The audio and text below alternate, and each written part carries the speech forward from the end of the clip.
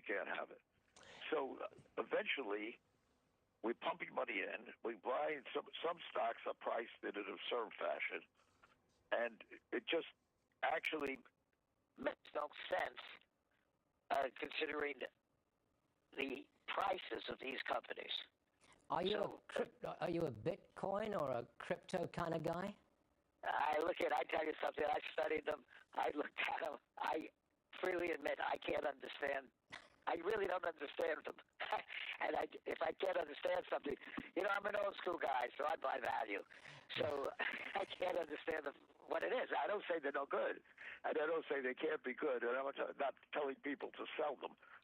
But I can't buy something I don't understand. I'm laughing, Carl. I'm laughing because you and I are pretty much the same generation, and I'm sitting on the set with a young lady who is half my age, and she's very enjoying this conversation about Bitcoin because we've had this conversation before. I don't understand it. To me, it's a gambling chip, but there you go. One last one, if I may, Carl. The HBO, they released that documentary about you, and in it, you say there is, quote, no democracy in corporate America. You want to spell that out? What's wrong with corporate democracy here? Well, I mean, it's a real problem. And I think, Stuart, that you hit the nail on the head here. We do not have accountability.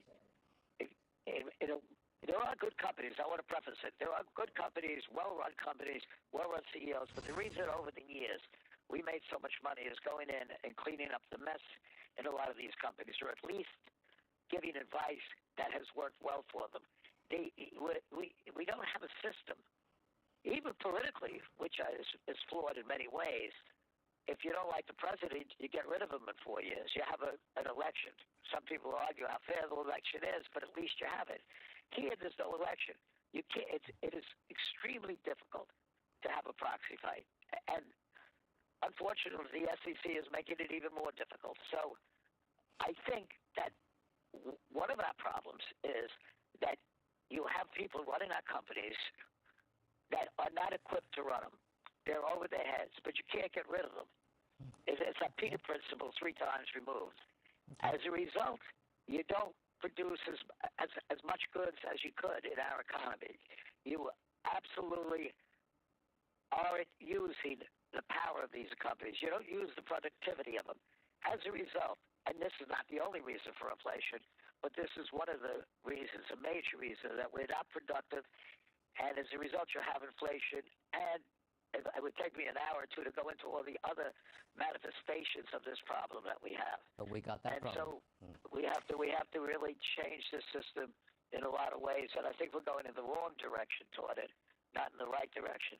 And now, in fact, I mean, and I don't think that's the trouble with corporate democracy, but the problem we have today is that we are going to have more and more. We have inflation tremendous in oil pricing. I mean, just a year ago, oil, we were buying oil at minus $35. I wish I could have bought more of it, but we obviously couldn't. Now we don't. Because we needed storage. We needed storage at one of the refineries we own. Well, we own a big piece of it. But what I'm saying is now look at it, $100. Nobody would bet on that.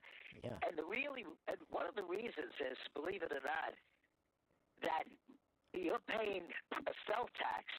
The consumer's paying a huge sell tax of over $40 billion in something called RINs. And these RINs are an anachronism. They were put into effect in 2005 to make for energy independence. Carl, I've got to jump in. Carl, I'm terribly sorry.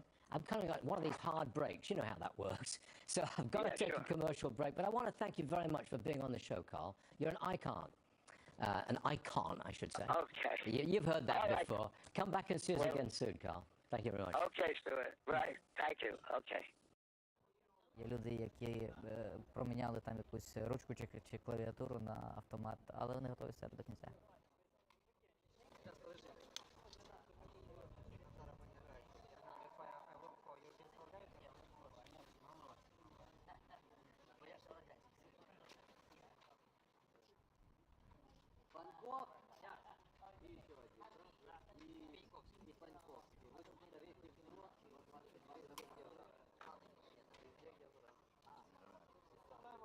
Кожен кожен, хто може захистити країну, має брати до рук зброю. І мені приємно, знаєте, що в перший день війни народні депутати встигли проголосувати потрібні законодавчі рішення про оголошення воєнного стану, а після цього дружненько з всіх фракцій стали в чергу для того, щоб отримати автомат. Наскільки я знаю, понад 100 депутатів взяли зброю і зараз інтегруються в різні батальйони самооборони.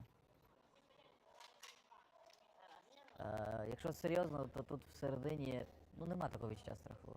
Страшніше було очікування. Оце безконечне, страшне очікування.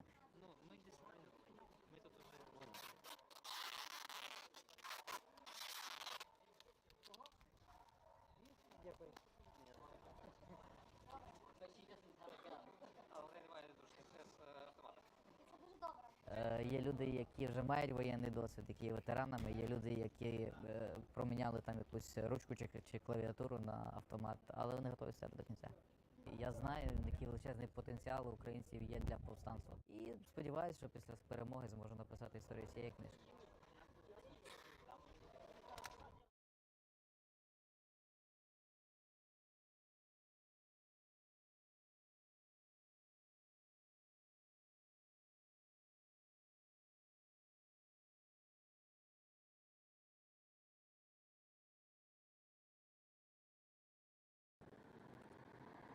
You know, they're pumping a little bit at a time. Let's take a look at the prices over here. They're pretty much right on state average of $3.59 for regular, $3.89 for silver, and for your premium, it's at $4.29. But not only is this just like impacting your average person going to work, it's also impacting truckers.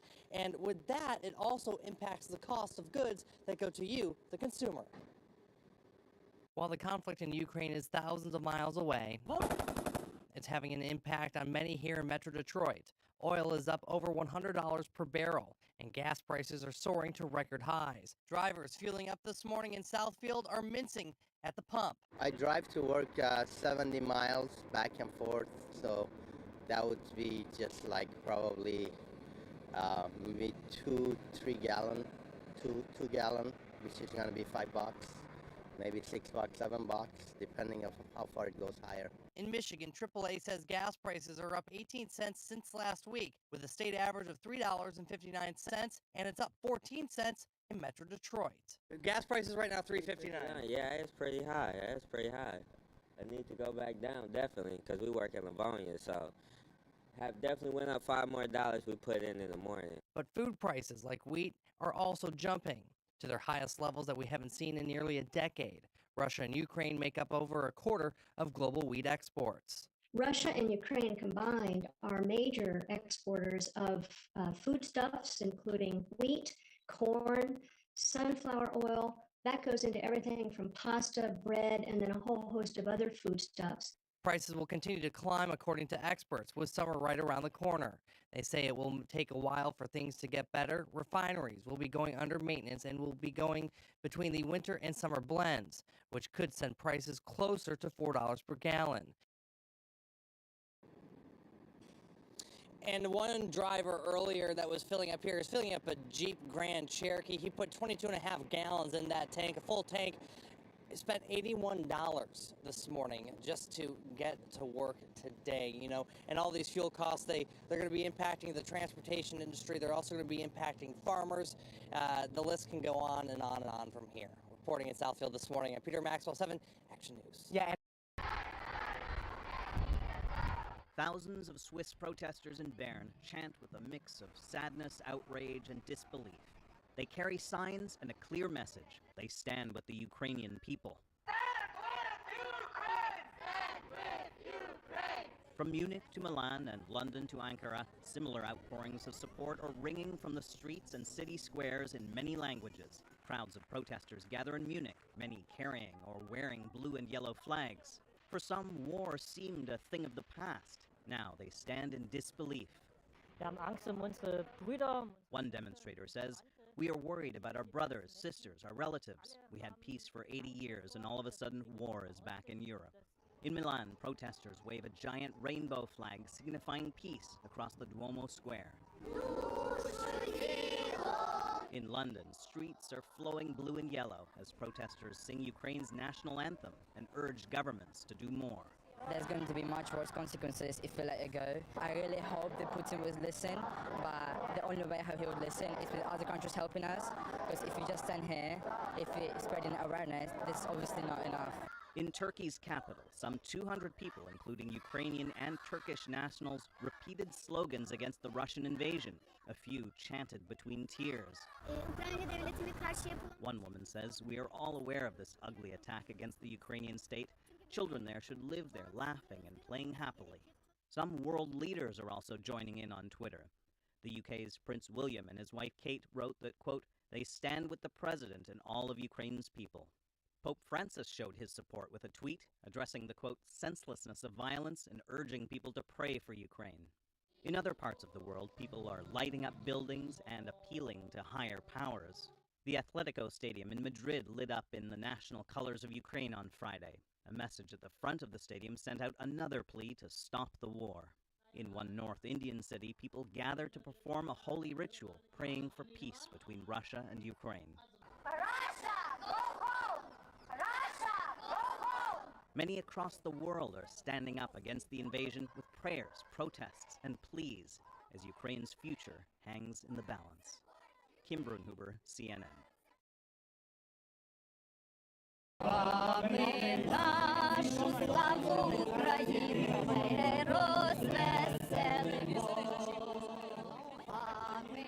Well, it's a friend of mine just Skyped me that it started. It was Thursday evening, 11 p.m. and I couldn't sleep. I just watched the news, and next day I just asked my company I'm taking day off. I cannot work. I've never thought this might happen. It's unbelievable. This can happen in 21st century, unjustified, unprovoked. And we are here to rally. So our governments, the people of the West with Western values, press the government to help Ukrainians to deter Putin's Russia.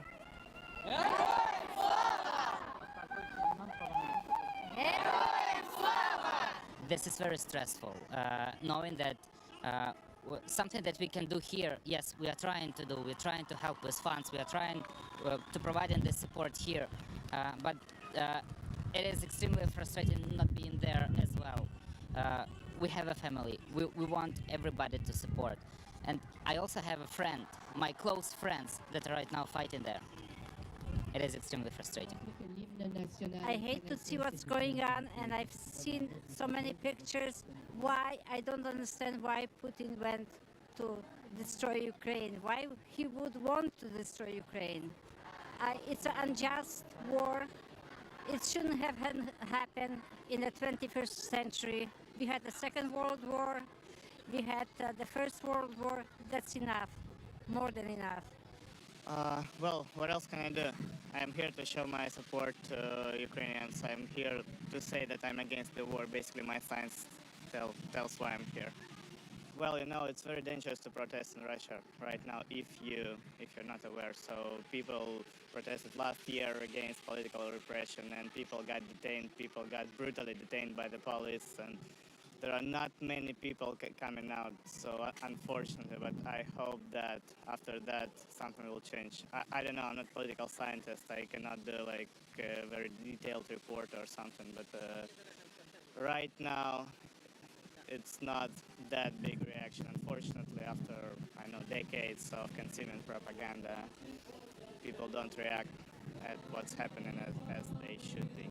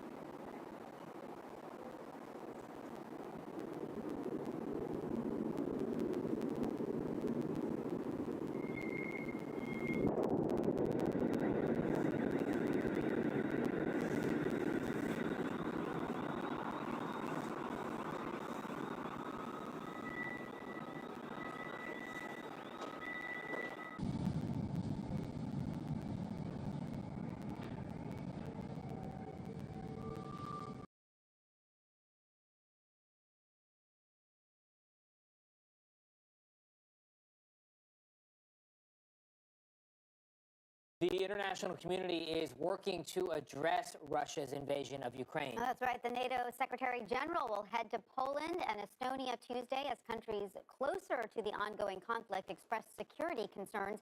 NATO's response force was activated for the first time in history to protect NATO allies closest to Russia and Ukraine. Meanwhile, the UN General Assembly is meeting for the first time in 40 years to discuss Russia's actions. UN Secretary General Antonio Guterres said it is important nations around the world stand by the people of Ukraine. Although Russian strikes are reportedly largely targeting Ukrainian military facilities, we have credible accounts of residential buildings, critical civilian infrastructure, and other non-military targets sustaining heavy damage.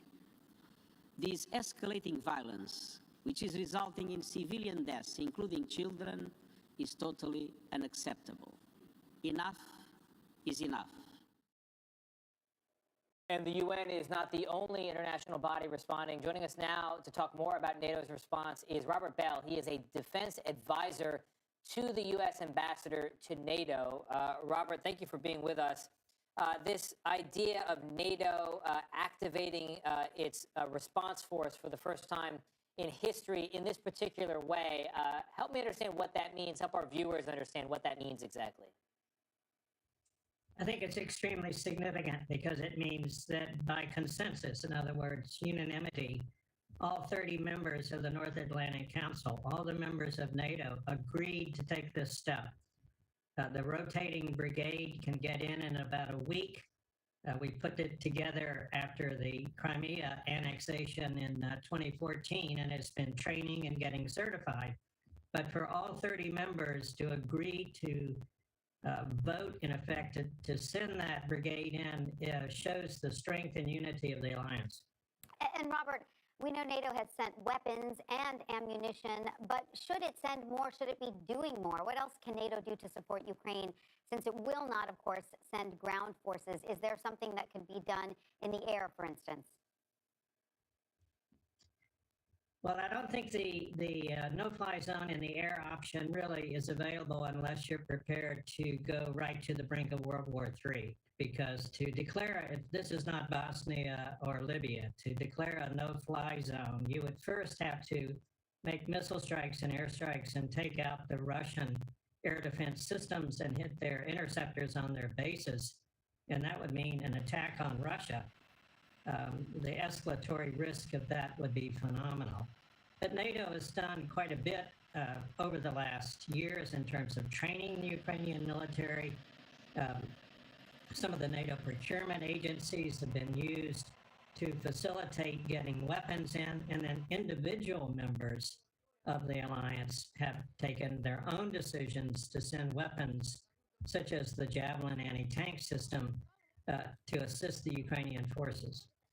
Robert, everyone's concerned at a moment like this of a miscalculation. You mentioned the fear of an escalation. With NATO activating this response force, and with Vladimir Putin's public position being that NATO has become not a force for peace, but a force for war, is there a concern, or should we be concerned, that this activation could, in fact, deepen the crisis, not alleviate it? I don't think so. I think it's pretty clear that the deployment of this brigade, this rapid reaction force, is a defensive measure that is strictly focused on protecting NATO territory, the countries that are covered by Article 5 of the North Atlantic Treaty.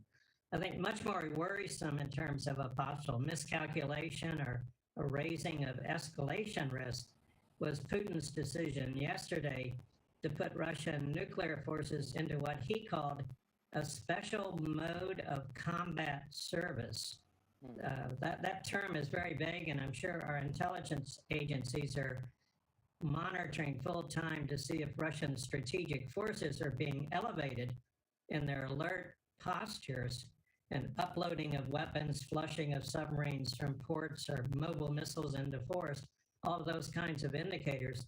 But at this point, it's not clear, at least to those of us in the public, what Putin meant by special mode of combat service, except that it completely contradicts the pledge he made just last month along with the other nuclear states, that a nuclear war could never be won and therefore must never be fought.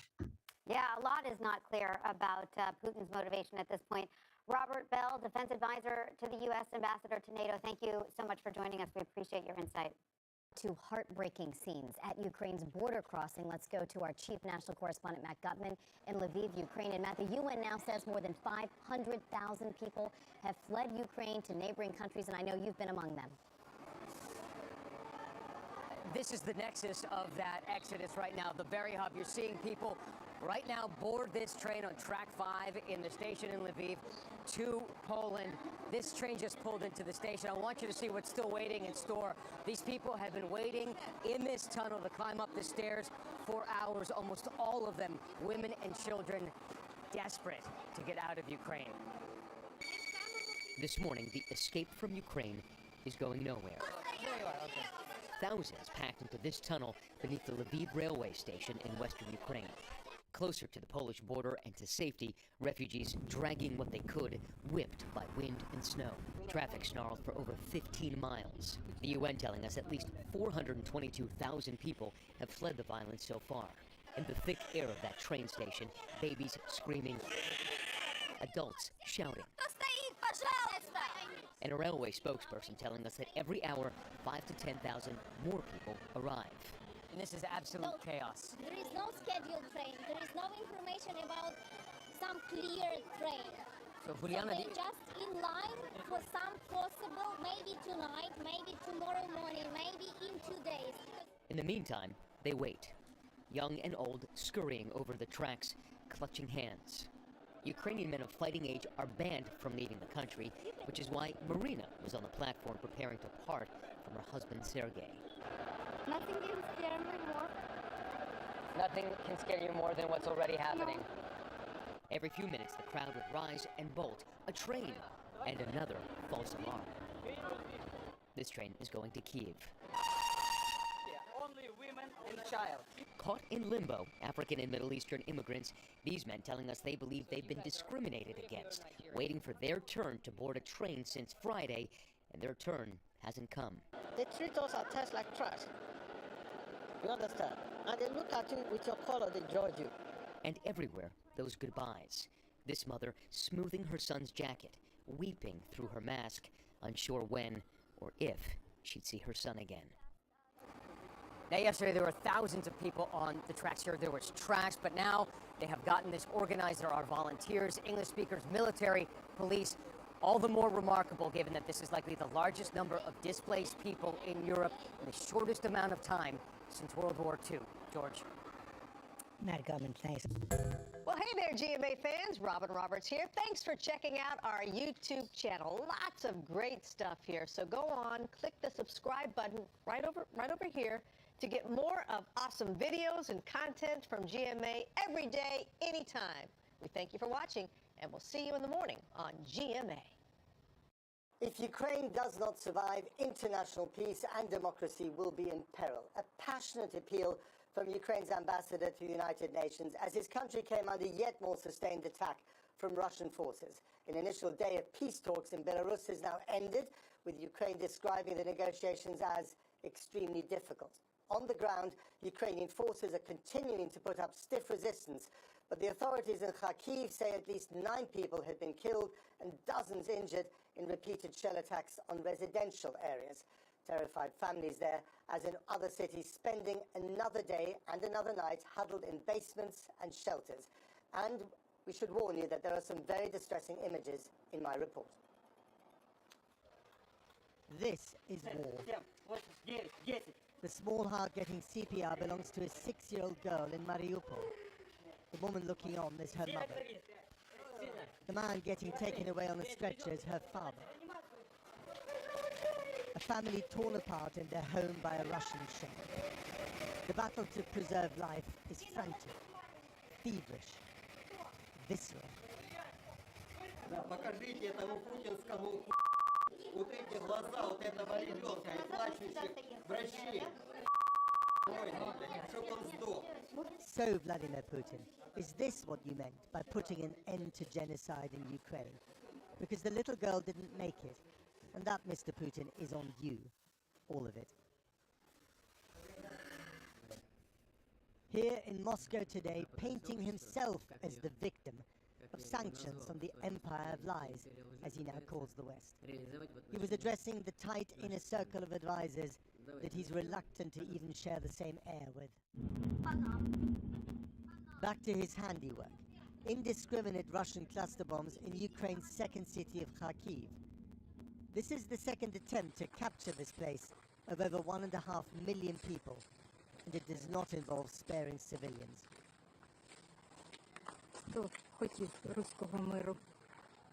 Who wants to live in a Russian world, the voice asks. The battle for Kharkiv isn't over yet.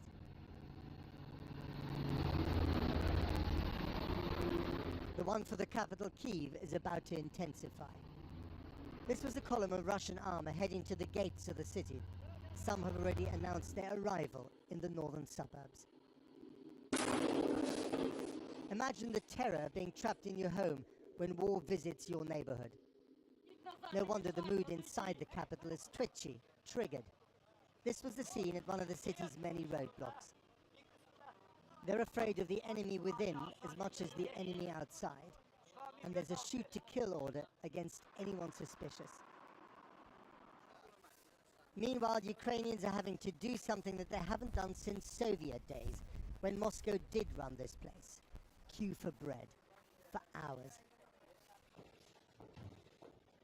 In the same region, but in a parallel universe on the Belarus border, the Ukrainians and Russians held talks today. No preconditions, but also no sign of any progress. At least they've agreed to carry on talking. And yet, this was Kyiv tonight. Well, a short time ago, I spoke to Dmitry Suzlov, an international relations specialist from Russia's Higher School of Economics, who's also a close associate with President Putin's leadership in Moscow. I asked how, given all their justifications for going into Ukraine, Russia could justify the killing of civilians.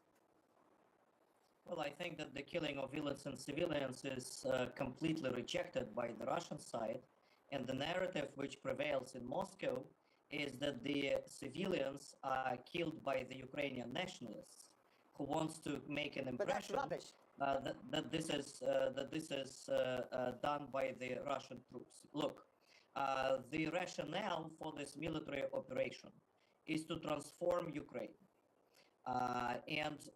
Yes, initially with the use of military force, is to restore the unity of East Slavic peoples and the historical unity between Russians and Ukrainians. From this perspective, I do not see any rationale.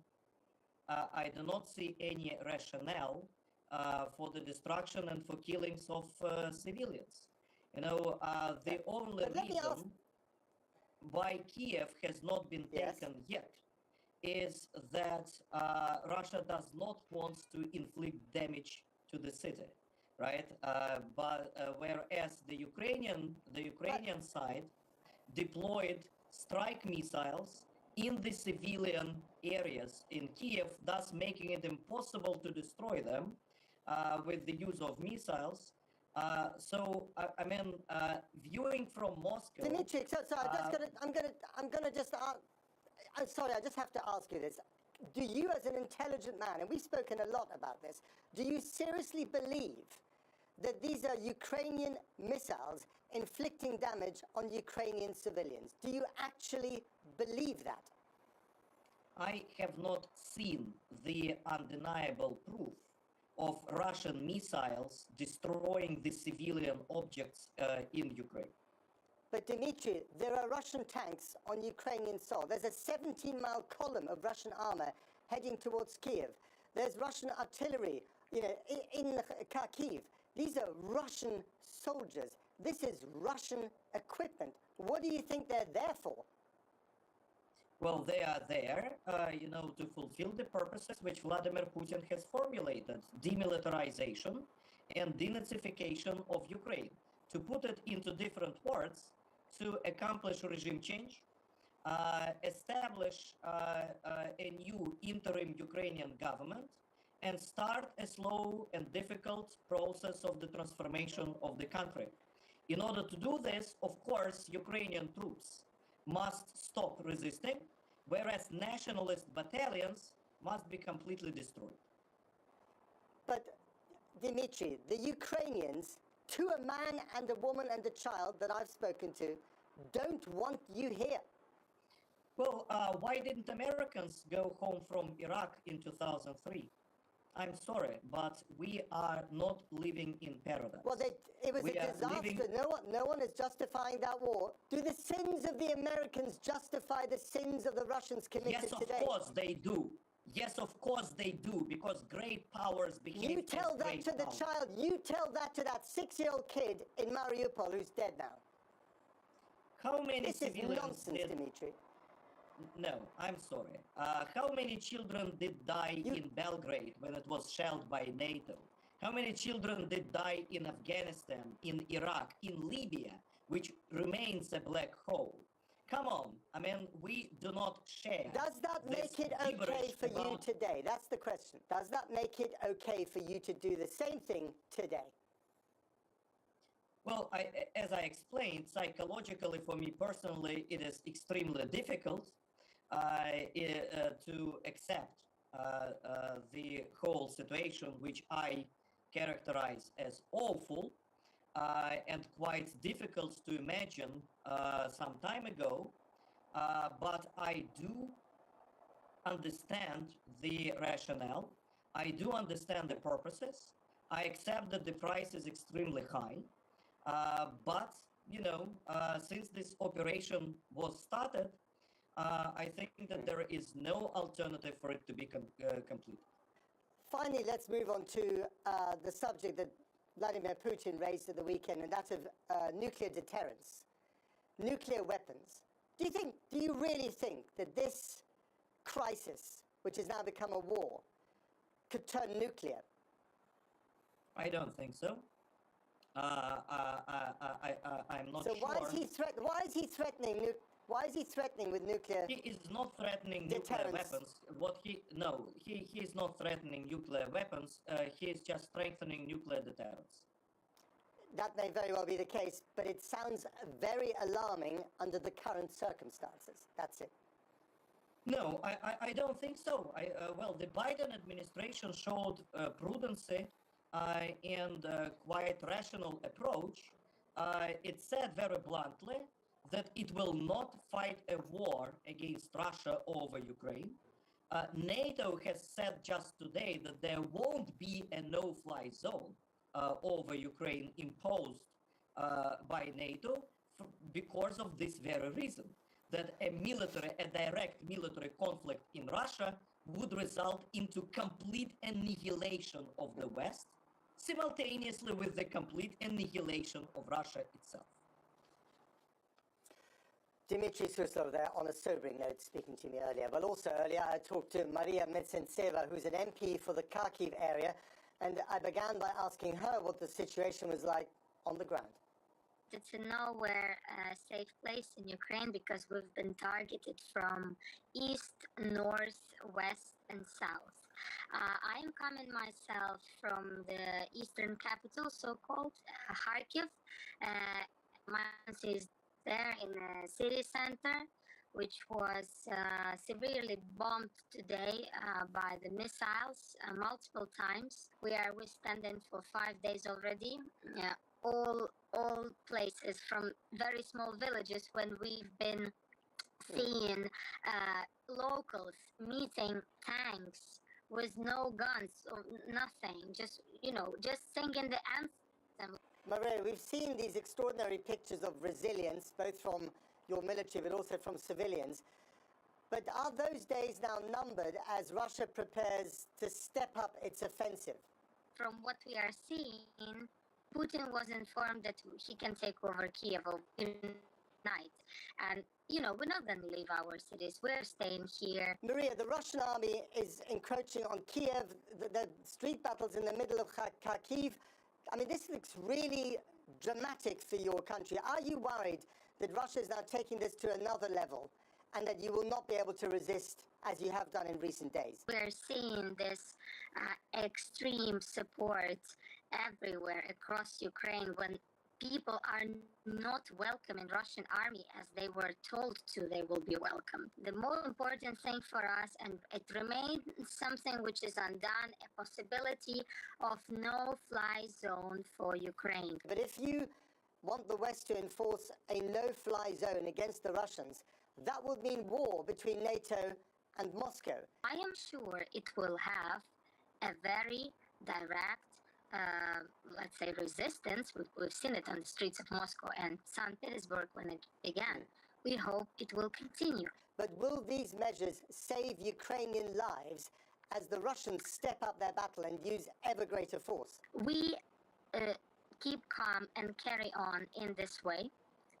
We see that the Russian army has difficulties with their war machines and all the rest. Well, regardless the fact of what we have seen today in Kharkiv, Kharkiv has received enough weapons to withstand this severe attacks, and we did. And that was the Ukrainian MP Maria Metsentseva. But let's go straight to our international editor, Lindsay Hilsum. Lindsay, you seem to be underground. What's going on? Matt, I am in a car park underneath the hotel where we're staying in Dnipro. And the reason I'm here is because the siren has just gone off. Having said that, there is no shelling, there is no bombing. There does not appear to be any immediate danger.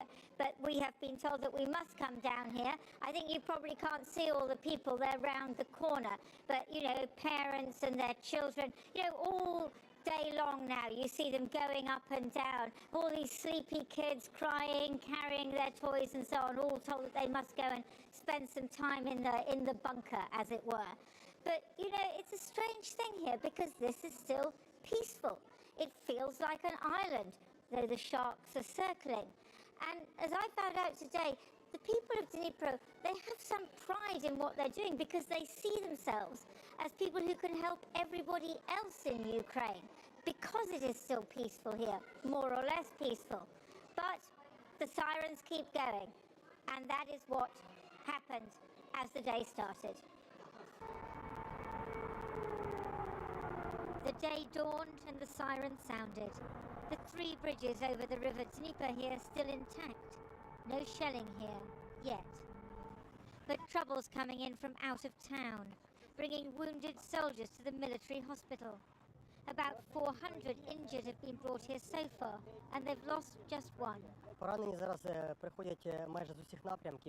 The wounded are now arriving from almost all directions, but mostly from the east and the south, from the territory which the occupying forces are entering from Crimea. The hospitals released pictures of wounded soldiers being treated yesterday and today. Under the Geneva Convention, they must treat enemy soldiers too. Have you seen any Russian military casualties, and what do you do with them? As yet, they haven't come to us. But speaking as the person in charge of communication in the hospital, I have to say it's hard to imagine what would happen if they did come here. It would be very difficult to guarantee their safety, as there would be soldiers wounded by Russian bullets in the beds next to them.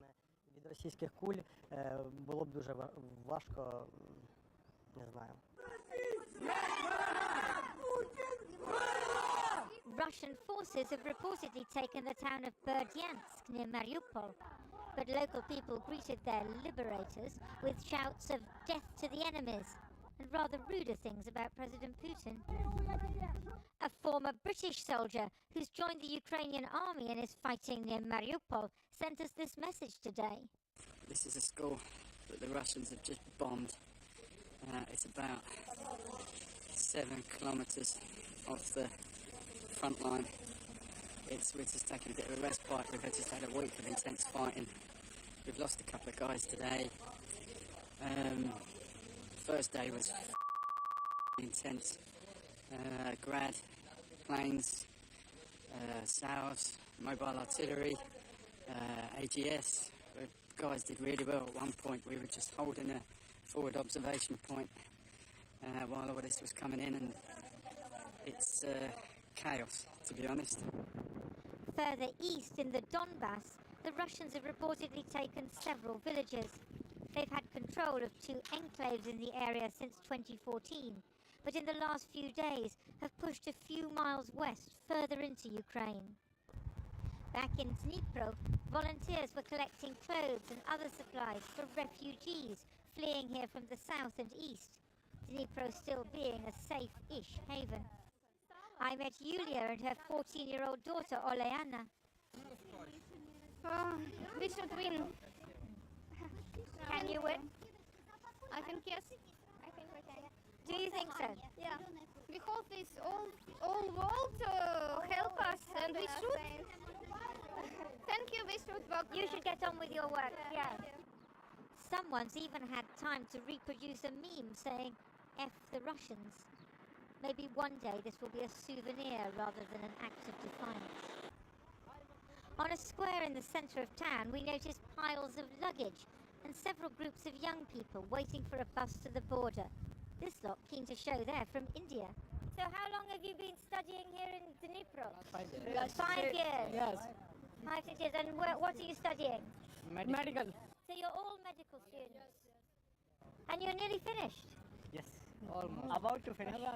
But only 3 months left. What will you do now? Others were from Lebanon, having swapped a collapsing state for a war zone. I am so depression, seriously. It's so bad. But we must suffer to get our diploma. To get your diploma? Yeah. These are the waifs and strays of war, waiting for a reprieve, while the Ukrainians are just praying that they and their country will survive. You know, Matt, I was reading something very interesting today. It was a summary of an article which was supposed to be in the Russian state-controlled media today. It was about how now they had solved the Ukrainian question forever. It was a new era where Ukraine had once more been absorbed into the greater Russia and how much better everything was going to be. Now, that article was withdrawn. Somebody pressed the button to publish it rather early, and then it had to be pulled back.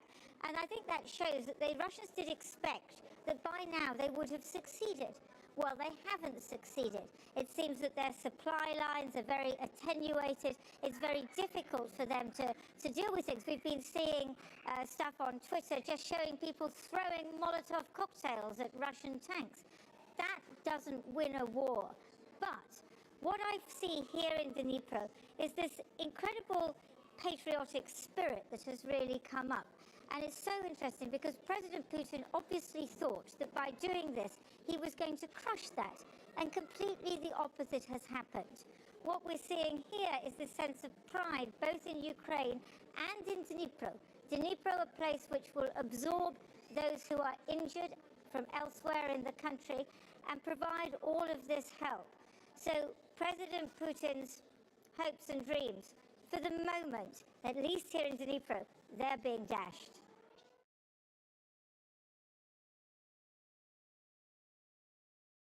Crisis in Ukraine as Russian troops press on into the Ukrainian capital city of Kyiv. Despite worldwide condemnation, now overnight the UN is estimating more than 500,000 people have left that country since Russia invaded last week. It is the largest and fastest displacement in Europe since World War II. Meantime, negotiations between Russia and Ukraine have been taking place overnight near the border. Ukrainian President Zelensky had already admitted to having low expectations for any breakthrough. Now, a major battle is underway in Kharkiv, Ukraine's second largest city, where Ukrainian troops managed to push back their attackers' siege. U.S. officials say Russian President Vladimir Putin underestimated the Ukrainians. He was, I think, clearly hoping for an easier path to victory. And now he's not only losing some tactical engagements, but he's losing this entire war of messaging. Now, exact death tolls are unclear as of yet, but Ukraine's president says at least 16 children have died, among hundreds or even thousands of other casualties. And take a look at this new video posted on Facebook by the Ukrainian Air Force, claiming to show a successful drone strike. Now, we aren't sure when this happened, but it was posted online Sunday. In recent days, the area has been the site of intense fighting as Russian forces are trying to advance across that river. Rallies have been held across the globe in support of Ukraine as that Russian offensive continues. Some in North Texas. At least 3 separate rallies were held yesterday, one from a courthouse in Tarrant County to houses of faith, people standing in solidarity with Ukraine. This is our family, this is our brother. We have to make such strange, impossible choices now, every minute, every hour. Many of you have asked just how you can help the people of Ukraine right now. We have compiled a list of 10 organizations that are looking for support. We've posted it on our website, but if you'd like the link, you can text the word HELP to 214-977-6028, and we will respond with that link straight to your phone. The Ukrainian delegation is at the Ukraine-Belarus border for talks with Russia Monday, demanding immediate ceasefire. According to a statement, Ukrainian officials sent several high-ranking members of government to the meeting. Yeah. President Volodymyr Zelensky will not be in attendance. This meeting comes as Russian troops continue to make their way into the country's capital. Fox's Madeline Rivera has more from Washington. It's been 5 days since Russia invaded Ukraine, and the Kremlin army shows no signs of stopping. New satellite images show a large deployment of Russian forces near Kyiv. Tanks, infantry, and artillery making their way towards the capital. Ukraine officials say a delegation would meet Russian officials for talks, but President Volodymyr Zelensky admits he is skeptical. Let them try so that not a single citizen of Ukraine has any doubt left that I, as president, used every chance to stop the war, even a small one.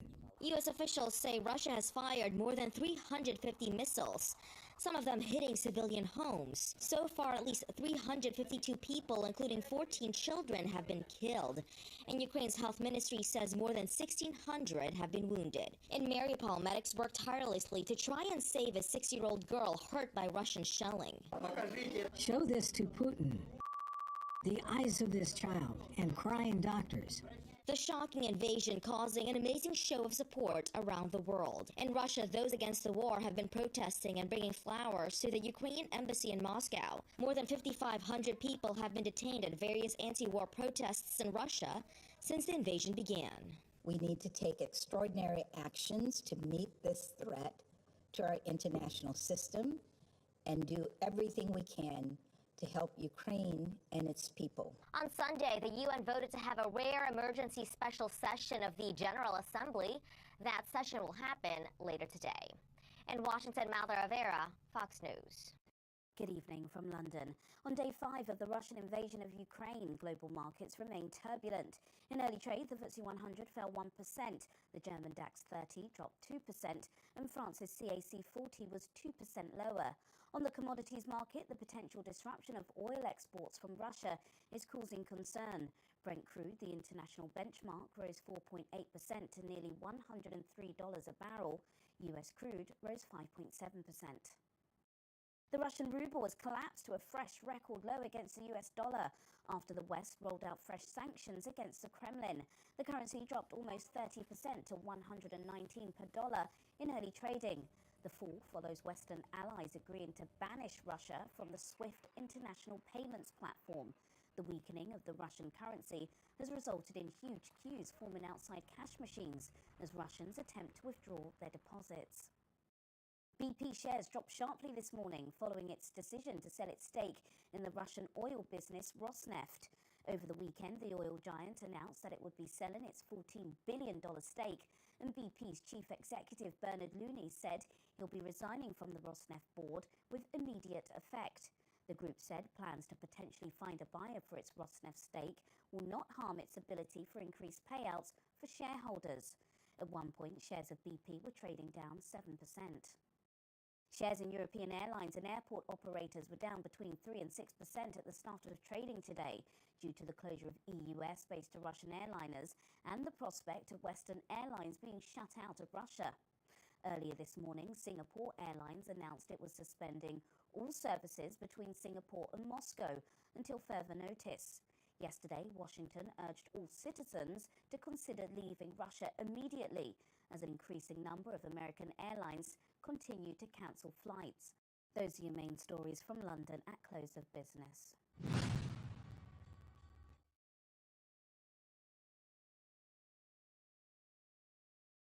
All right, so let's start with the big story that we are tracking on WION at this hour.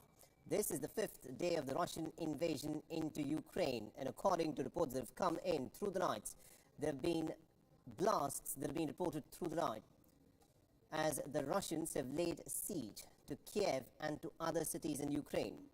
The Ukrainian state services, in a brief statement, have reported blasts in the capital and also in the second largest Ukrainian city of Kharkiv, adding that Kiev had been fairly quiet prior to the blasts. The Russian troops are slowly inching closer to the capital, and now there are fresh satellite images of Russian convoys of tanks and armor that is now moving towards Kiev. The images reveal the extent of deployment of the Russian ground forces that are moving in the direction of the Ukrainian capital from approximately about 40 miles away.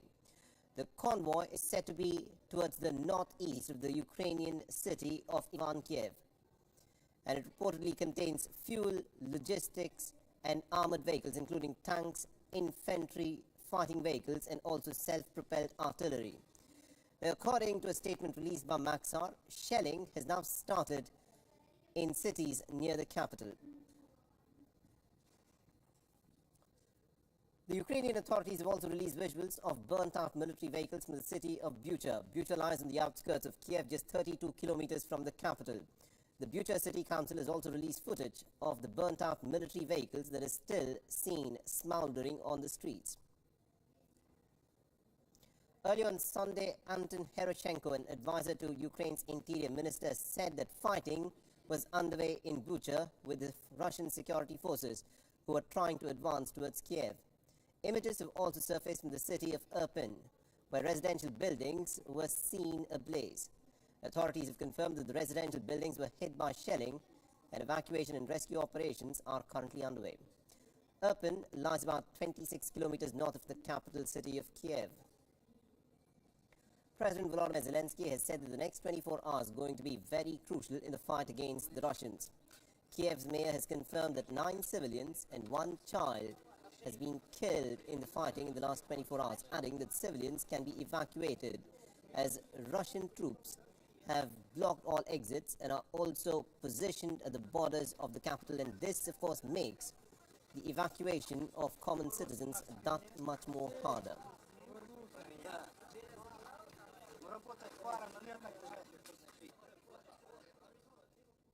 All right, now to give us more insights in terms of what Russia intends to do in this invasion that it has launched on Ukraine, we're joined in by Mr. Robert Kelly, an American political analyst who's joining us from Busan in South Korea. Now, Mr. Kelly, this of course is a turn of events which perhaps no one expected. On the very first day of invasion, the Russian troops were on the gates of Kiev, and now it's the 5th day of invasion and they're still stuck there. Has Russia lost a bit of its momentum in the war that it has now waged on Ukraine? Yeah, I think it has, and I think the Ukrainian government's actually doing a really great job sort of popularizing this and getting this out there into global media, right? I mean, if you sort of follow the debate that's out there sort of on the internet and Twitter and whatever, I think there's sort of a growing perception that the Ukrainians might win this or at least drag it out, and that if the Ukrainians can hang on for another week or two, there's going to be a lot of pressure, I think, particularly inside Europe, to start supporting the Ukrainian resistance directly with arms shipments. In fact, that's already beginning to happen. I think a lot of people are surprised that the Russians are doing so poorly, but it's also important to note that the Russians haven't actually brought in a lot of really, really heavy equipment yet. I mean, if they really wanted to, they could substantially sort of shell Kiev and other cities, and I think they're a little bit loath to do that. I mean, Putin is pretty aware. I think that the Russians knew that they were going to be pretty isolated on this one, and you know, if there's a huge body count and there are atrocities and dead babies on children on CNN and stuff like that, the Russians are going to suffer pretty high costs, and I think that's one of the reasons why. But you know, if the Russians are still stalemated with the Ukrainians in like 2 weeks, the level of violence will go up. At this point of time, the way the fighting seems to be going, it does not appear that it may end anytime soon. What do you think will be the Russian objective here? There are also talks which could take place between Russia and Ukraine. Do you think peace could be the outcome of the talks that are slated to be held between Russia and Ukraine? So probably not, right? I mean, the Russians only started a few days ago, right? I mean, I would be pretty surprised if Putin sort of threw in the towel or made concessions this early. I mean, it's an operation of this scale doesn't get put together quickly. Putin's pretty clearly been thinking about it for a while. So my guess is, and particularly since the odds are so asymmetric, I presume that Putin wants to sort of try to win, right? But if he needs to flush in more forces. Like I said, I think in a couple of weeks, if the Russians are still bogged down, I think there might be a little bit more room to move. My guess is the negotiations in Belarus that have been sort of on the news in the last couple of days, in the last 24 hours, that's probably for our consumption on the outside to make it look like the Russians are flexible. But I mean, it's pretty clear, I think, what Putin wants. I mean, if you sort of watch that press conference he gave like a week ago, I think he wants regime change. He wants Zelensky out, and some kind of puppet government in Kiev that will bring Ukraine back into Moscow's orbit. But Russia has experimented with friendly regimes in Kiev before. That is what happened in 2014 as well, and that has clearly failed, and that is the reason why we are here. Do you think, if that is what the Russian objective is, to install a friendly government in Kiev towards Moscow, that is likely to have any kind of a long-term impact in terms of peace between Ukraine and Russia? Yeah, I think that's really sort of the core question. I don't think too many people disagree that the Russians are going to win a battlefield victory. I mean, the Ukrainians are doing better than people expected, and I'm certainly not an expert on what the Ukrainians can deploy. But I mean, the differences in force levels are so high that I think the balance of opinion is still that the Russians will win. So once they do, if they do in the next week or two or month or whatever, then they put in this some quisling government, and then are they going to face the resistance? And I think that's really sort of the core issue, particularly for outside governments that are sort of supportive, particularly for the West, right? Is there, do we support some kind of insurgency in Ukraine? Will the Ukrainians launch an insurgency? You know, they fought against the Nazis pretty hard during World War II as partisans. Will they do that again against the Russians? And if they do, should we support them? Like I said, we're already giving them weapons, and if the Ukrainian, you know, sort of the image of Ukraine on television is sort of heroic and, you know, old ladies fighting against tanks. I mean, if that's the image the world has, there will be enormous sympathy to support a Ukrainian insurgency in the coming months. Now, looking at how the West has, of course, reacted, it's not that the Russian invasion into Ukraine happened out of the blue. There was a clear build-up, at least from the middle of November. People around the world were aware that Russia had amassed well over 100,000 soldiers along the borders with Ukraine. Are you disappointed in the manner in which the West has, in fact, tried to put forth a united front? It's now starting to ratchet up the sanctions, but in the weeks leading up to the invasion itself, very little was, in fact, done. Yeah, I mean, in hindsight, now that we know absolutely that the Russians went in, you know, would have been better if we'd given the Ukrainians more. But I mean, you know, that's sort of anachronistic judgment, right? I don't think it's really fair to sort of like condemn Biden or the Germans or the Poles or something like that with information we have today for decisions they made a few months ago. I mean, everybody's pretty clearly nervous about U.S. or NATO soldiers engaging Russian soldiers on the ground or in the air, right? That's why a no-fly zone, for example, is not going to happen. I mean, the level of escalation threat is just too great, and everybody's really aware. And I think that was ultimately the constraint on Biden. I mean, you can argue sort of, I suppose, on the margins that Biden could have done more here or there, but I don't think that Biden seriously could have deterred this, because ultimately his options were limited, A, by the escalation possibility. You know, the Russians have nuclear weapons, of course, and B, quite honestly, by public opinion. I just, you know, Western publics, and does anybody in India want to march into Ukraine and help them? No. I mean, the public opinion just isn't there. I think there's public opinion support to give the Ukrainians assistance, but not to actually go toe-to-toe with the Russians on the battlefield. The government, Western publics just aren't there. All right. We'll have to leave it there. Thank you very much indeed, Mr. Kelly, for joining us from South Korea and getting us all those insights into this crisis, which at this point of time doesn't look like could end anytime very soon. WION is now available in your country. Download the app now and get all the news on the move. Ukraine needs help. It has done for months. As Russia sent more and more troops to the border, Ukraine was receiving more and more military aid from the West. Overall, the US has given $2.5 billion worth since 2014.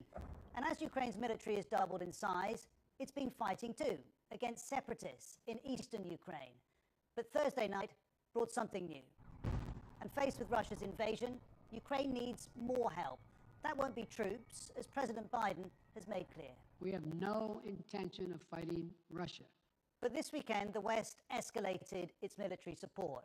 First, the Americans released a further $350 million. Other countries offered more too. The UK, France, Poland, Turkey, Belgium, and crucially, Germany. With the invasion of Ukraine, we have entered a new era. Since the Second World War, Germany hasn't sent weapons into conflict zones. Not anymore. The new Chancellor Olaf Scholz tweeted, "We are delivering 1,000 anti-tank weapons and 500 Stinger missiles to our friends in Ukraine." He told Germans there was no other choice. And the list of weaponry continues to expand.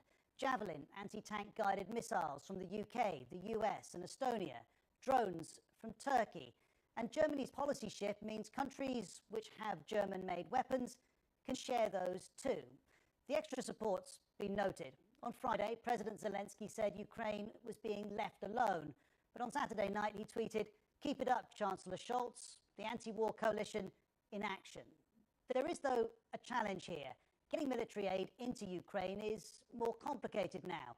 For example, flying weapons in poses an unacceptable risk. Anti-tank, anti-aircraft systems can be trucked across the border, picked up by the Ukrainians. The vital problem then is to get the stuff in the volume that's needed as quickly as possible, but then, of course, for the Ukrainian forces to be able to distribute them to the battlefronts where they're actually needed. And so, Putin's invasion is being resisted by Ukrainians with Western weapons. It can't be known if that will be enough.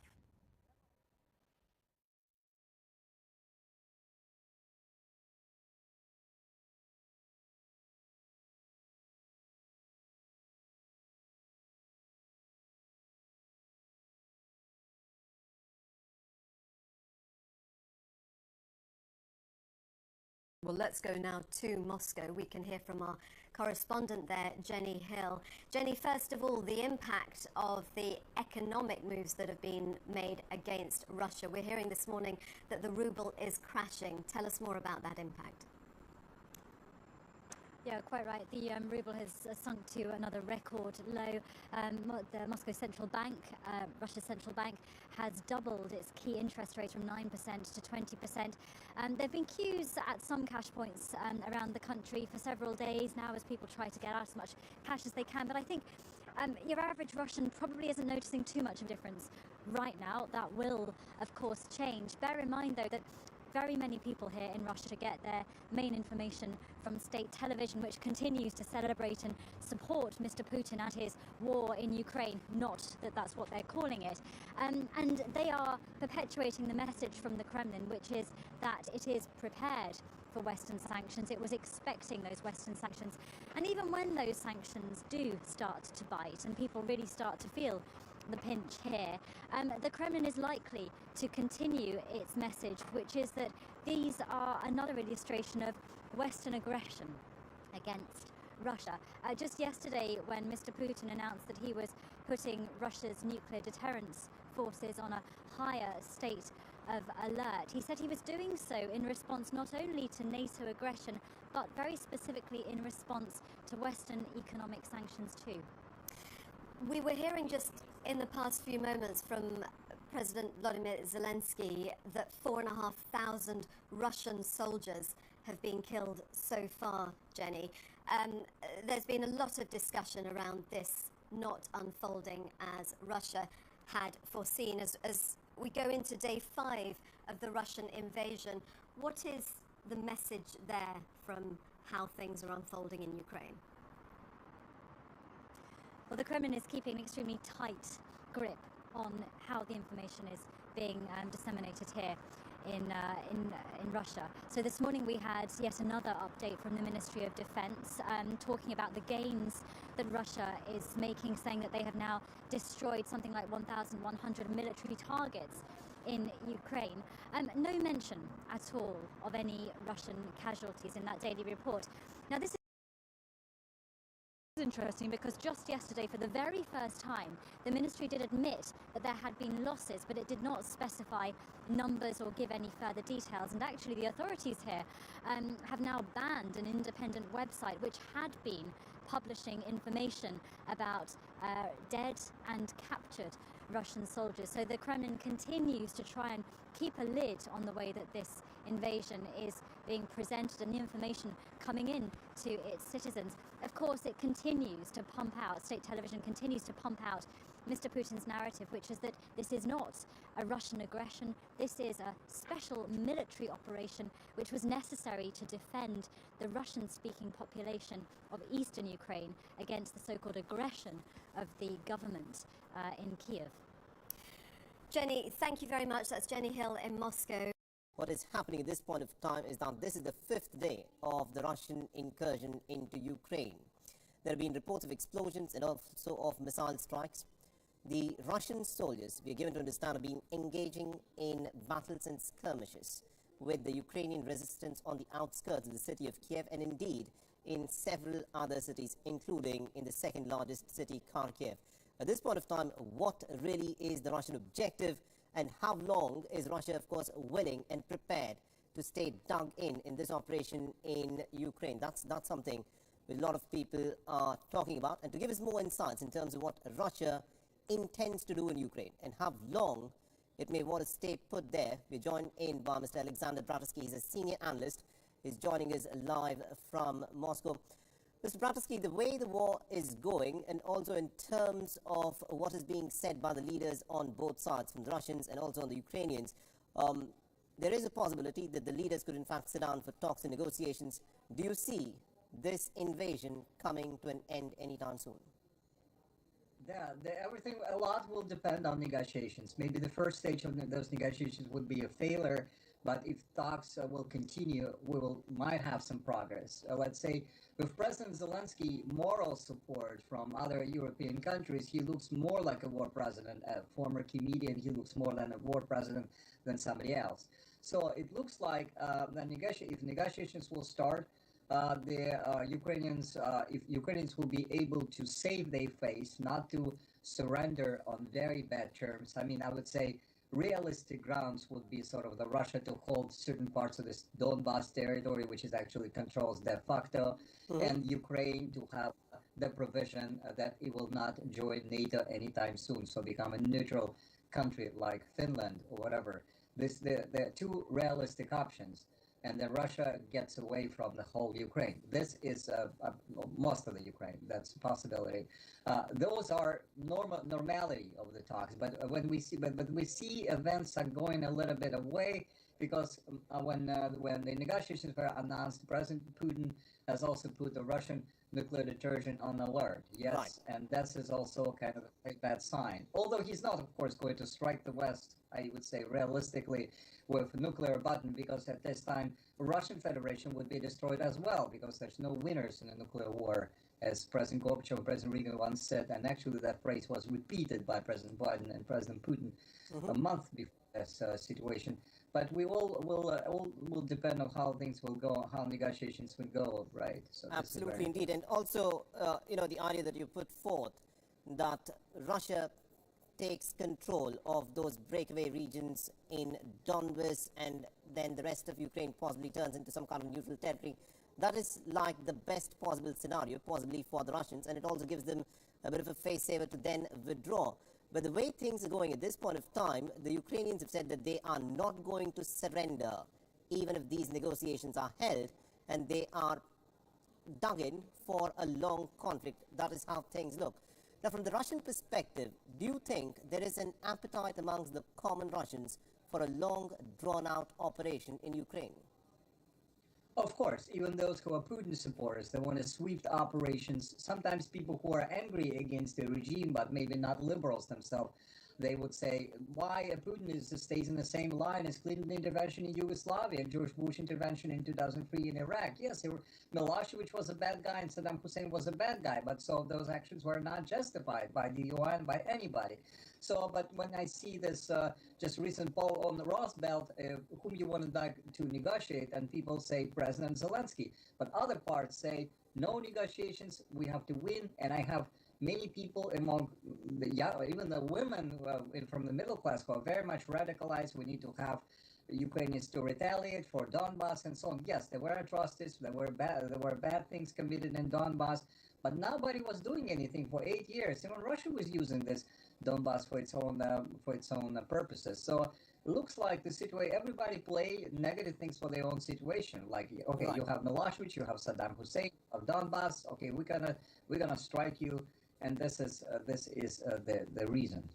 Now, at this point of time, as things stand, the West is, of course, ratcheting up the pressure. It started off very slowly because no one, in fact, expected that Vladimir Putin will indeed go ahead and order for an invasion into Ukraine. People thought that this is just a military exercise.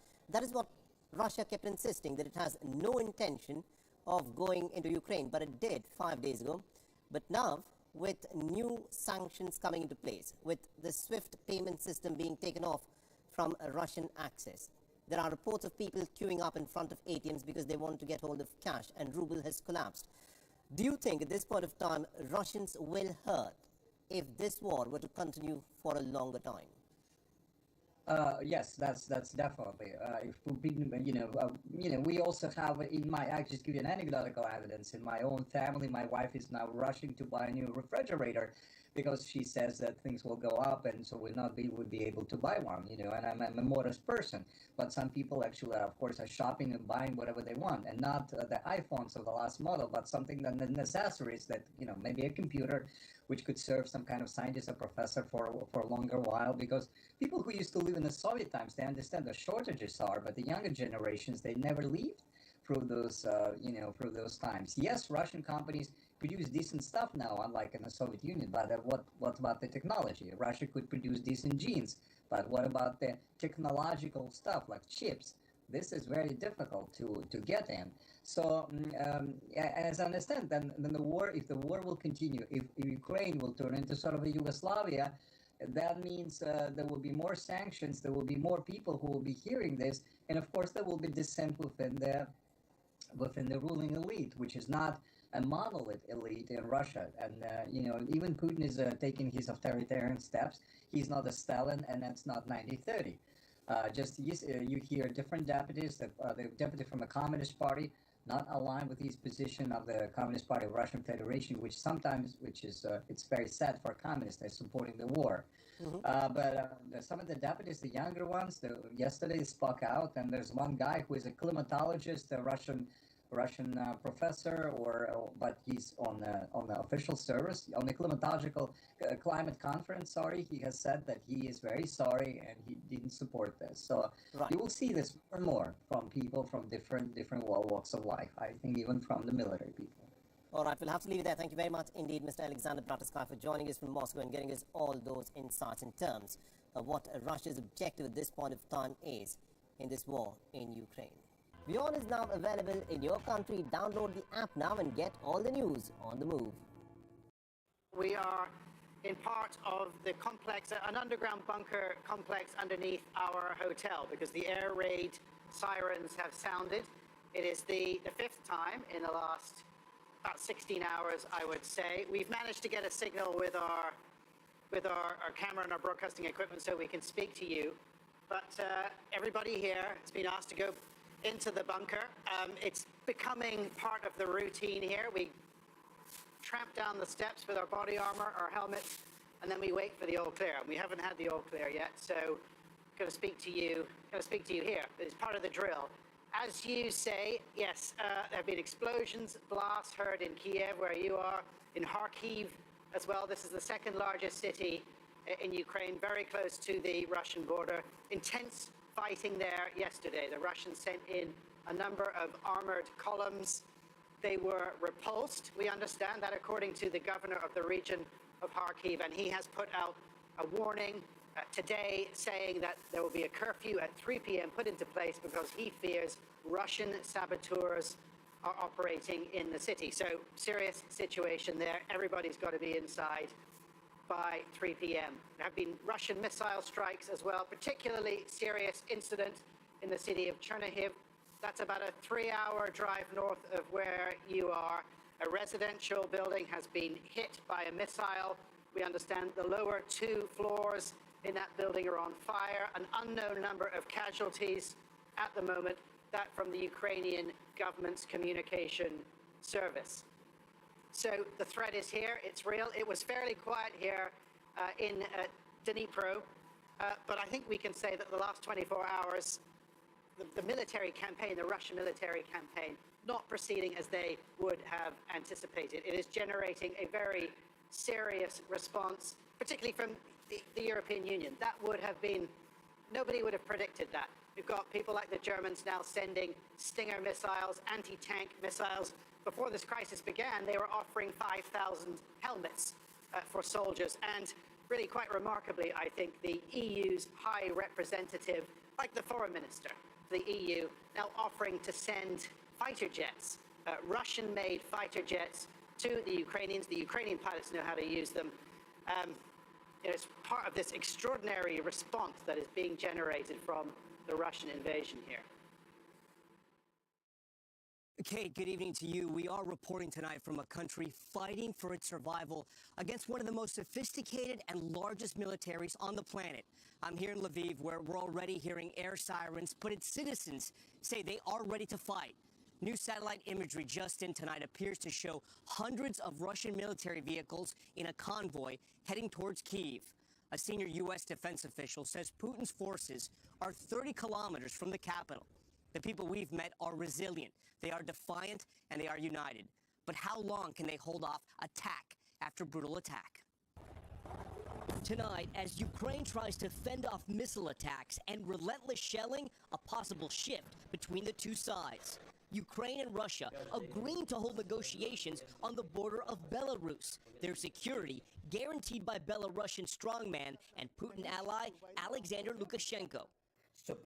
Ukraine's President Vladimir Zelensky doubting the outcome, but hoping for peace. For now, Ukrainian soldiers managing to stop Russian advances on Kyiv, but new images appear to show growing Russian ground forces pushing towards the capital. Russia still targeting Ukraine's infrastructure. A missile strike at an oil depot near Kyiv lit up the night sky. And in Kharkiv, an explosion at a gas pipeline as more heavy fighting broke out in the streets. Tanks burning alongside the roads.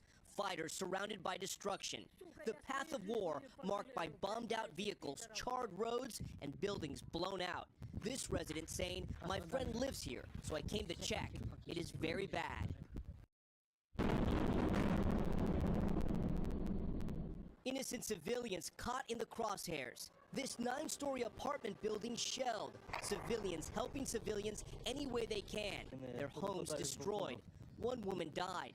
20 people were rescued from the rubble as dozens more hid out in safety. The death toll is rising. At least 350 people have been killed, more than 1,500 injured. Still, the citizens of Ukraine are resolute. The mayor of Lviv, the cultural capital of this country, telling me even his wife will take up arms if need be. As a Ukrainian, how does that make you feel, especially as a Ukrainian leader? Have you felt pride for your people?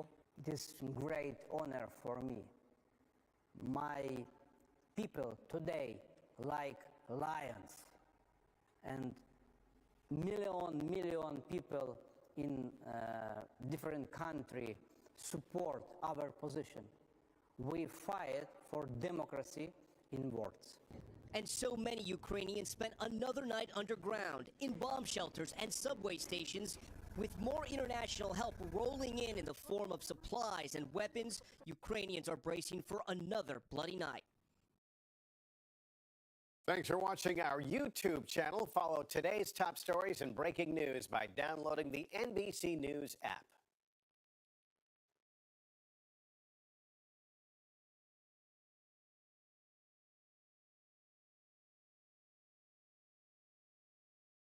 Ukraine Russia మధ్య యుద్ధానికి సంబంధించి ఒక top 10 developments నేను మీకు చెప్తానని చెప్పాను కదా. So number 1 development చూద్దాము. యుక్రెయిన్ రష్యా మధ్య యుద్ధం 5వ రోజుకు చేరుకుంది. 4వ రోజు నుంచి 5వ రోజు మధ్య జరిగిన టాప్ 10 డెవలప్మెంట్స్కి సంబంధించిన ఫస్ట్ డెవలప్మెంట్ ఇది. బెలారస్ వేదికగా రష్యాతోటి చర్చలకు యుక్రెయిన్ ఓకే చెప్పింది. చర్చలు జరుగుతాయో లేదో తెలియదు, కానీ రష్యా చెప్తా ఉన్న శాంతి మంత్రానికి యుక్రెయిన్ కూడా ఓకే చెప్పింది. సో బెలారస్ అధ్యక్షుడు అలెగ్జాండర్ ద్వారా యుక్రెయిన్ అధ్యక్షుడు జెలెన్స్కీకి రాయబారం పంపింది రష్యా. బెలారస్లో చర్చిద్దాం రమ్మంది. యుక్రెయిన్ కూడా ఓకే అంది, కానీ చర్చలు బెలారస్లో కాదు, యుక్రెయిన్ బెలారస్ బోర్డర్లోని ప్రిప్యాత్ నదీ సమీపంలో మొదలు పెడదామంటూ ఇంకొక మిలికి పెట్టినట్టుగా తెలుస్తోంది. ఇది ఒక ఫస్ట్ డెవలప్మెంట్. ఇక సెకండ్ డెవలప్మెంట్ విషయానికి వద్దాము. అణ్వస్త్రాలు సిద్ధం చేస్తోంది రష్యా. ఎస్, ఇది ఒక కీలక పరిణామం. చర్చలకు రమ్మంటూనే తమ దేశ రక్షణ శాఖ ఓ ప్రమాదకర ఆదేశాన్ని ఇచ్చారు. పుతిన్ న్యూక్లియర్ వార్ హెడ్స్ ని సిద్ధం చేయాలి అని చెప్పేసి పురమాయించారు. ఇది ఎటువంటి పరిణామాలకు దారితీస్తుందో అని చెప్పి ప్రపంచం అంతా గుబులు చెందుతోంది, ఆందోళన చెందుతోంది. ఇది సెకండ్ డెవలప్మెంట్. ఇక థర్డ్ డెవలప్మెంట్ విషయానికి వద్దాం. ప్రపంచం హై అలర్ట్, అణు విధ్వంసానికి పుతిన్ నిజంగానే అడుగు ముందుకేస్తారా అని చెప్పి ఆయన ఇచ్చిన ఆదేశాలతోటి ప్రపంచ దేశాలు ఒక్కసారిగా అలర్ట్ అయ్యాయి. ఏంటి ఇలాంటి అనుభూతి చూపిస్తున్నాడు అని చెప్పేసి బాధ్యతారహితంగా పుతిన్ ప్రవర్తించడానికి కూడా తప్పుపడుతున్నాయి. రష్యా ఎలా అయినా సరే, యుక్రెయిన్ కూడా అలాగే సర్వసత్తాక దేశం, అలాంటి దేశాన్ని ఆక్రమించుకోవడానికి అణ్వాయుధాలు వంటి పదజాలం వాడటమే అత్యంత హేయమైన మాటలుగా చెప్తున్నాయి నేటో దేశాలు. నేటో జనరల్ సెక్రటరీ దీనిపైన రెస్పాండ్ అయ్యారు. ఇక ఫోర్త్ డెవలప్మెంట్ విషయానికి వద్దాము. కోర్టుకెక్కింది యుక్రెయిన్. నిన్న చూసాం మనం 21వ శతాబ్దపు వార్ క్రిమినల్ పుతిన్ అంటూ అభివర్ణిస్తోంది యుక్రెయిన్. ఆయన తీరుని ఎండగట్టేందుకు ఇంటర్నేషనల్ కోర్టును ఆశ్రయించింది. సో ఇంటర్నేషనల్ కోర్టు ఇవాళ దీని మీద విచారించబోతున్నట్టుగా తెలుస్తోంది. సో ఆ అప్డేట్స్ ఏంటో కూడా మనం చూడాల్సిన అవసరం కనిపిస్తుంది. ఇక 5th డెవలప్మెంట్, రష్యా ఫ్లైట్స్కు నో ఎంట్రీ. రష్యాపై ఆంక్షలు బిగుసుకుంటూ ఉన్నాయి. 1, 2 కాదు, యూరోప్ సహా అనేక దేశాల్లో సోవియట్ యూనియన్ ఫ్లైట్ల ల్యాండింగ్ను టేక్ ఆఫ్ను నిరాకరిస్తున్నాయి. సో రష్యా ఫ్లైట్స్కి నో చెప్పేసిన దేశాల్లో బ్రిటన్, అమెరికా సహా యూరోపియన్ యూనియన్లో ఉన్న ఆస్ట్రియా, ఆస్టోనియా, బల్గేరియా, ఫ్రాన్స్, చెక్ Republic, Latvia, Italy, Lithuania, Slovenia, Germany, Poland, Romania, Finland, Belgium, Malta, Luxembourg, Denmark, Sweden ఈ దేశాలన్నీ కూడా నో చెప్తున్నాయి. సో ఈ దేశాలకి రష్యన్ ఫ్లైట్ల రాకపోకలు లేవు. సో ఎటువంటి ల్యాండింగ్ కానీ టేక్ ఆఫ్ కానీ ఉండబోతున్నాయి. ఒక 6th అప్డేట్ ఏంటంటే ఖార్కివ్లో పోటాపోటీ యుద్ధం జరుగుతోంది. యుక్రెయిన్ రాజధాని కీవ్ తర్వాత అతిపెద్ద నగరం ఖార్కివ్. అది బెలారస్కి, యుక్రెయిన్కి, రష్యాకి బోర్డర్లో సమ్వేర్ అరౌండ్ ఒక 40 కిలోమీటర్స్ డిస్టెన్స్లోనే ఉంటుంది. దాన్ని ఆక్రమించుకోవడానికి రష్యా తీవ్రంగా ప్రయత్నిస్తోంది. అలాగే ప్రతిఘటిస్తూ ఉన్నాయి కూడా యుక్రెయినియన్ బలగాలు. సో రష్యన్ సైన్యానికి ధీటుగా ఎదుర్కొంటారు తప్ప ఖార్కివ్లో కాలు పెట్టనివ్వమంటూ చెప్పుకొస్తున్నారు ఆ ప్రాంత గవర్నర్ ఓలే. సో అది 6th డెవలప్మెంట్. ఇక 7th డెవలప్మెంట్ విషయానికి వద్దాం. Kyiv under control. కీవ్ని రష్యా ఆక్రమించుకుంది అన్న మాటలను తప్పుపట్టారు ఆ ప్రాంత మేయర్ వైటిలి. కీవ్లోకి రష్యా బలగాలు మొన్న ఎంటర్ అయింది నిజమే, అయినా సరే వాళ్ళని తరిమి కొట్టేశాం, ఇప్పుడు రష్యా ట్రూప్స్ అక్కడ లేవు అని చెప్తున్నారు యుక్రెయినియన్ దళాలు. ఎవరైనా ఉన్నారేమో అని చెప్పి గాలింపు నిరంతరం కొనసాగిస్తామని కూడా చెప్తున్నారు వైటిలి. ఇక 8th డెవలప్మెంట్ విషయానికి వద్దాము. బంకుల్లో కోట, కారుకు 10 లీటర్లు. యుక్రెయిన్లోని పెట్రోల్ బంకుల్లో ఆంక్షలు మొదలైపోయాయి. ఇంధన ఉత్పత్తి చేసే ఆ దేశంలోని నిల్వలు పడిపోయాయి. మరో నెలకు సరిపడా మాత్రమే ప్రస్తుతం ఆ దేశంలో ఇంధన నిల్వలు ఉన్నాయి. ఆర్మీకి ఇంధన అవసరాలు పెద్ద ఎత్తున పెరుగుతూ ఉండడంతో పౌరుల ఇంధన వాడకంపై ఆంక్షలు పెట్టింది యుక్రెయిన్. వ్యక్తిగత కార్లకు అంటే ఒక్కొక్కరికి 10 లీటర్లకు మాత్రమే ఇస్తూ ఉంటుంది, అంతకుమించి నింపుకునే పరిస్థితి కనిపించట్లేదు. సో దేశవ్యాప్తంగా క్రెమెన్చుక్లో ఉన్న రిఫైనరీ ఒక్కటి మాత్రమే పనిచేస్తుంది. అందులో కూడా 15% మాత్రమే ప్రొడక్షన్ అవుతున్నట్టుగా మనకు తెలుస్తోంది. ఇక 9th డెవలప్మెంట్, రష్యాలో నిరసనలు, అరెస్టులు. పుతిన్కి వ్యతిరేకంగా రష్యాలోనే నిరసనలు మిన్నంటున్నాయి. వేలు లక్షలుగా పౌరులు వీధుల్లోకి వచ్చి యుద్ధం ఆపాలంటూ నినాదాలు చేస్తున్నారు. నిన్న ఒక్క రాత్రి దాదాపు 2000 మంది నిరసనకారులను అరెస్ట్ చేశారు. డే 1 నుంచి కూడా నిరసనకారులను రష్యా అరెస్ట్ చేస్తూనే ఉంది. నాట్ ఓన్లీ రష్యా, ఇతర దేశాల్లో సైతం. నిన్న జర్మనీలోని బెర్లిన్లో ఏ స్థాయిలో జనం పోగుబడిపోయి రష్యాకు వ్యతిరేకంగా ఆందోళన చేశారో మనం చూసాం. ఇక 10th development, Modi high level meeting. Ukraine Russia మధ్య పరిస్థితుల అంచనా కోసం హై లెవెల్ మీటింగ్ కూడా నిర్వహించారు భారత ప్రధాని మోదీ. పరిస్థితులు తెగజారిపోతే తీసుకోవాల్సిన స్టాండ్ ఏంటి అనే దానిపై విదేశాంగ శాఖ మంత్రి జైశంకర్ ఇతర అధికారులతోటి చర్చించారు. యుక్రెయిన్లో చిక్కుకున్న 900 మంది విద్యార్థుల్ని ఇప్పటికీ వెనక్కి తీసుకొచ్చారు.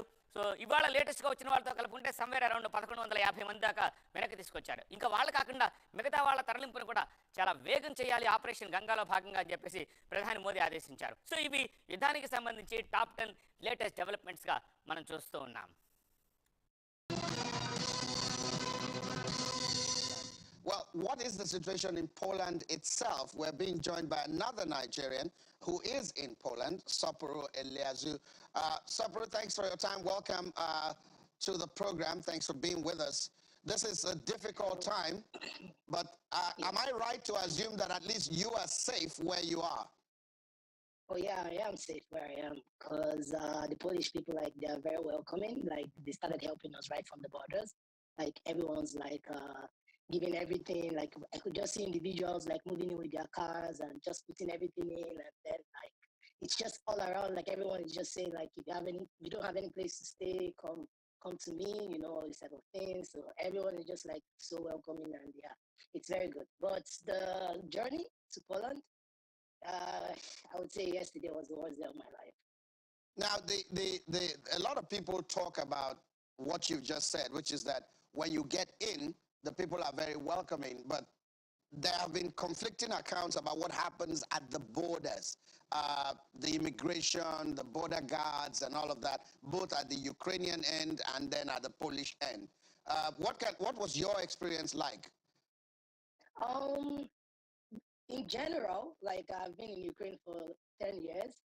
Ukrainians are very nice, except those border guards. Those border guards are like the worst Ukrainians on earth because, first of all, they have to take your passport and before they like stamp it and everything like that.